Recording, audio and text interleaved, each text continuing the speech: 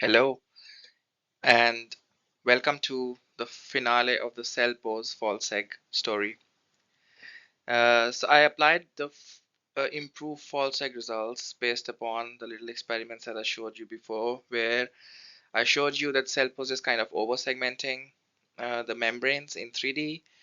And then the question was, how do we actually stop this over-segmentation? And I told you in my previous video that I put this biological context in this segmentation, where I don't allow cells which last only for one Z slice to be valid cells.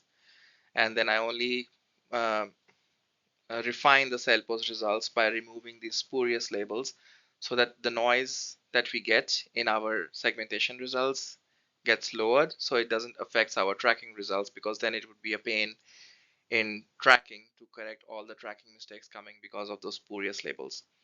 So now the results are ready for the whole data set, and this is a 3D data set opened in Napari. So you can see here I'm looking at the 3D view, and this contains 369 time points, and this is the segmentation which VollSeg gives you. So you can see now you don't have these spurious labels where you have a small label on top of a big label along the same z-plane or along different z-planes, but in the same time point. So you have, let's say, more cleaner set of labels than what you had before coming from VollSeg. So here is your membrane, and here is the VollSeg results. The Cellpose results that I showed you before, they remain unchanged because I haven't changed that part. I haven't changed really the Cellpose. I'm just showing you the Cellpose results, which is the VollSeg contribution towards this Cellpose algorithm. And now we have, it does a good job at where this, where the membrane signal is pretty clear. And this is using the Cellpose model that was a pre-trained model, which was not trained on our dataset.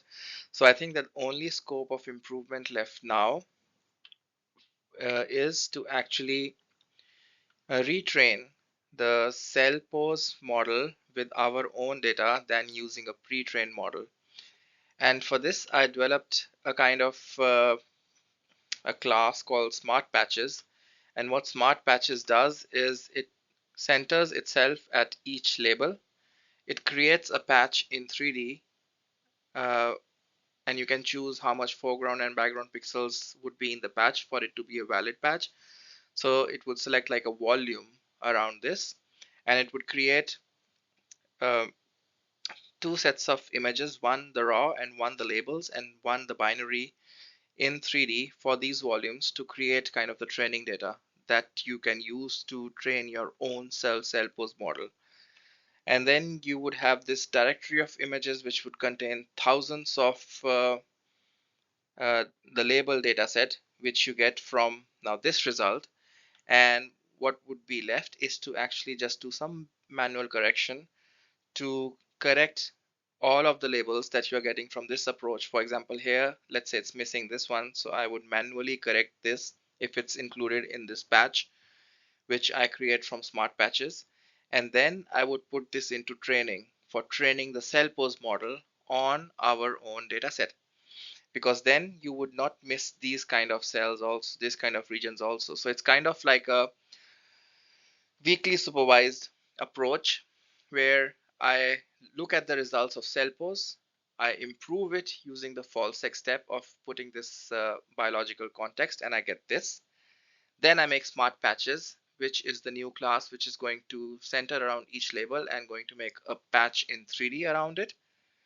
Then I'm going to correct for those patches which have these unlabeled cells, and then I would put them into Cellpose training, where I would train a real Cellpose model in 2D or in 3D. We'll see what Cellpose functionality offers us to do. But ideally, then we get our own Cellpose model, which should be able to, even if it over segments this cell, VollSeg is going to complete it by removing the labels which it considers as spurious. And then we would get kind of these dense labels, which, for example, here you don't see much of them missing, but in the later time point, for example, when the signal of the membrane is not pretty good, like here, you would miss these cells. And that's one approach. Let's say the signal is weak, but it's still there. Training your own Cellpose model makes sense then, because then you can find these regions. But for example, let's say there is not even a membrane signal anymore, and even if you train your own Cellpose model, you will have all of these regions as missing labels. And there, because there's nothing here in the image, so you cannot segment it. And for this, the other idea I was thinking was that I also have the nuclear signal for this particular image. And even in the regions where there is no membrane visible, there are nuclei visible. So I have segmented those nuclei and I have tracked those nuclei. Now I have segmented the membrane, so I can track the membrane cells. And now I can combine those two tracking results. So let's say if there is a cell here, which is the membrane cell, but it is also included in the nuclei tracking part. I'm just gonna say, okay, ignore the nuclei tracking part because the membrane cells are bigger than the nuclei and it's easier to track them than tracking nuclei, which are kind of smaller than the membrane. So just because of the size, it's easy to track membrane cells. And then I can use those tracks where the membrane cell tracks are there, but in these regions where there is no membrane cell, hence no track, I can say for these regions I can maybe use the uh, nuclear tracking results and combine these two tracking um, results of cells and membrane to create like a final kind of tracking result of this whole experiment where you have a tandem of nuclei and membrane tracking. Yeah, so currently these are my thoughts about Cellpose and VollSeg Cellpose, that train your own model to get these cells which are obvious, and in the cells which are in the missing region we use the tracking results of nuclei to kind of complement the membrane tracking with the nuclear tracking. And then the track analysis part is the NAPA track meta, which is in development for visualizing the tracks and doing the analysis. So everything is going in parallel, and this part seems okay. And now it's the time of smart patches to do its bit.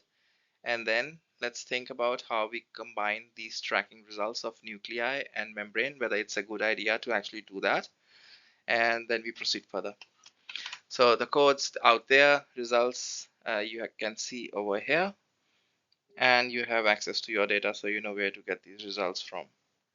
Thank you for watching and let me know what you think.